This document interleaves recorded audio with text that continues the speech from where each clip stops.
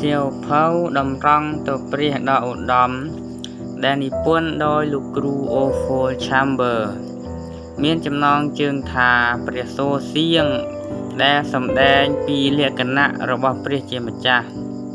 ព្រះគម្ពីរអេសាយចំពោះ6 ខ 8រួចខ្ញុំឮសូរសៀងរបស់ព្រះអង្គម្ចាស់មានបន្ទូលមកថាតើអញនឹងចាត់អ្នកណាឲ្យទៅតើអ្នកណានឹងទៅឲ្យអញនោះខ្ញុំទូលឆ្លើយថាទូបង្គំនៅឯនេះហើយសូមចាត់ទូបង្គំចោះនៅពេលណានិយាយអំពីការត្រាស់ហៅរបស់ព្រះជាម្ចាស់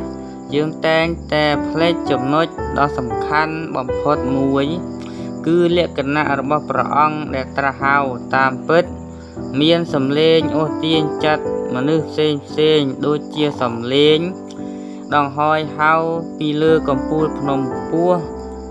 ឬក៏ពីតំបន់ដែលមានទិនមានមនុស្សនៅដូចជានៅតំបន់ពោលមានពេញដោយទឹកកកក៏ប៉ុន្តែមានមនុស្សចំនួនតិចតួចទេដែលឮសំឡេងបែបនេះសំឡេងដែលចេញមកពីអ្វីមួយគឺជាការទាក់ទាញគ្នាដោយនិស្ស័យយ៉ាងវិសេសមានន័យថាយើងមិនអាចស្ដាប់សំឡេងនោះបានទេលើកលែងតែយើងមាននិស្ស័យឬទំនាក់ទំនងយ៉ាងវិសេសជាមួយម្ចាស់សំឡេងនោះការត្រាស់ហៅរបស់ព្រះជាម្ចាស់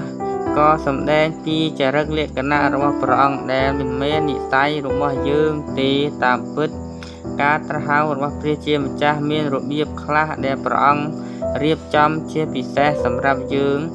ដែលអាចឲ្យយើងយល់បានតែសម្រាប់បងប្អូនឯទៀតមិនមានអ្នកណាអាចយល់បានទេព្រោះការនេះគឺទាក់ទងជាមួយកិច្ចការណាមួយដែលទ្រង់បានរៀបចំទុកឲ្យអ្នកធ្វើថ្វាយព្រះអង្គហើយអ្នកក៏គ្មានការចាំបាច់អ្វីយករឿងនោះទៅពិគ្រោះយោបល់ជាមួយអ្នកដទៃទេមានន័យថាអ្នកត្រូវតែរក្សាសេចក្តីនោះទុកក្នុងភាពស្និទ្ធស្នាលជ្រាលជ្រៅបំផុតជាមួយព្រះជាម្ចាស់និងព្រលឹងវិញ្ញាណរបស់យើងការត្រាស់ហៅរបស់ព្រះជាម្ចាស់មិនទាក់ទងជាមួយនិស្ស័យរបស់ខ្លួនខ្ញុំទេព្រះអង្គក៏មិនយកព្រះទ័យទុកដាក់ពិចារណាសេចក្តីប៉ងប្រាថ្នាឬការអាស្រ័យរបស់ខ្ញុំដែលកាលខ្ញុំគិតអំពីការជាស្រ័យទៅខ្លួនហើយយល់ថាខ្ញុំជាបុគ្គលសមរម្យសម្រាប់បំពេញ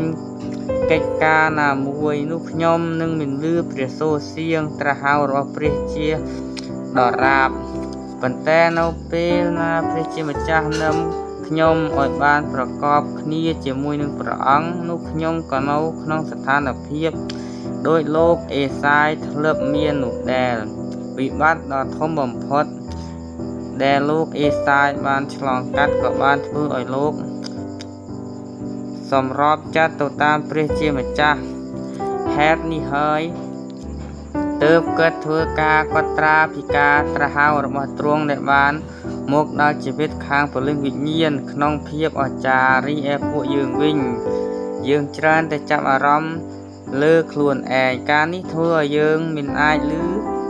ព្រះសូរសៀងអំពីរឿងណាមួយផ្សេងបានទេគ្រប់គ្នាដែលព្រះជាម្ចាស់បណ្ដាលឲ្យឮការត្រាស់ហៅរបស់ព្រះអង្គគឺអស់អ្នកដែលព្រះជាម្ចាស់ទ្រង់បានបំផ្លាស់បំប្រែជីវិតគេគ្រប់ជំពូក